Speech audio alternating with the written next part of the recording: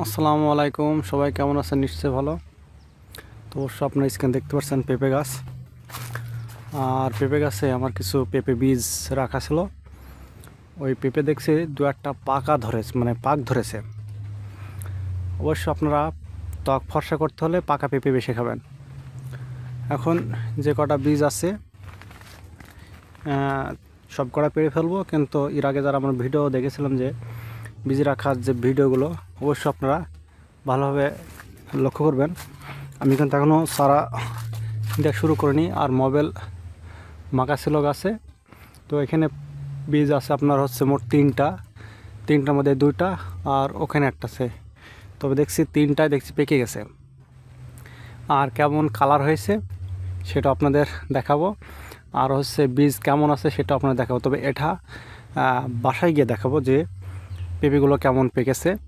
তো ভিডিওটা সম্পূর্ণ দেখার চেষ্টা করবেন, যেহেতু আমি এখন গাছ উঠবো, গাছ থেকে তো পারতে হবে, তাই না? তারপর আপনাদের দেখাবো কেমন কালার হয়েছে।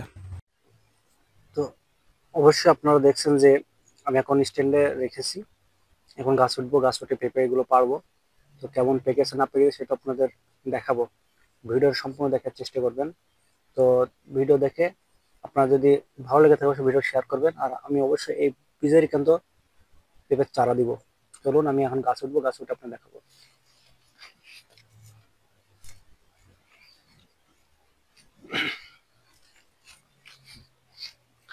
অবশ্যই আপনারা দেখছেন যে আমি এখন কাঁচা বাঁধছি। কাঁচা না বাঁধলে দেখা যাচ্ছে গাছে ওঠা যাবে না, যেহেতু মই নেই।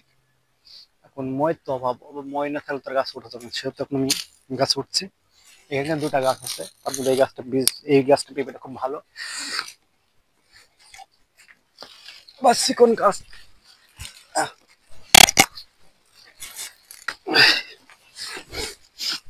আরে বাবা, গাছে উঠে পেঁপে পড়া খুব কষ্টকর।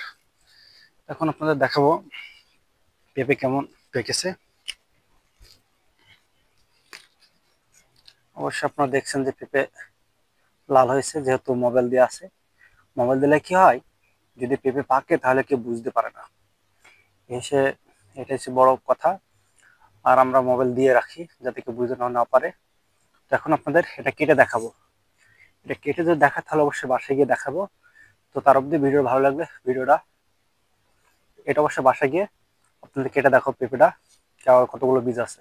এই যে এখন পেঁপে কাটা হলো, বীজ তেমন নেই। এবার এইগুলো কাটবো, কেটে দেখবো যে কেমন আছে বীজগুলোই কাট। হ্যাঁ,